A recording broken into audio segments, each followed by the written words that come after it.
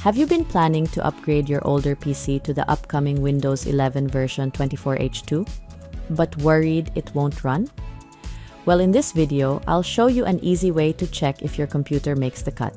All your computer needs is support for either SSE 4.2 on Intel chips from Core 1st Gen or newer, or SSE 4A on AMD CPUs from Phenom 1st Gen or newer.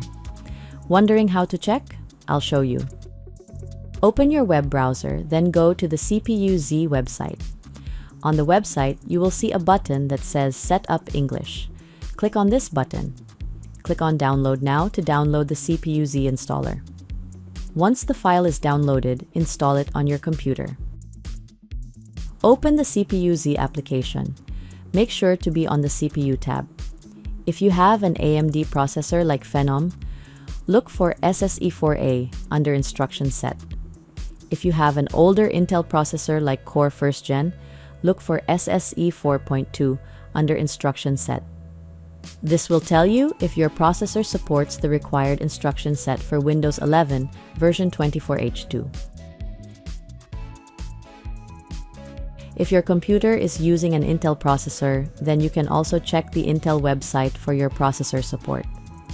Look for SSE 4.2 in the list of supported instructions or instruction extensions.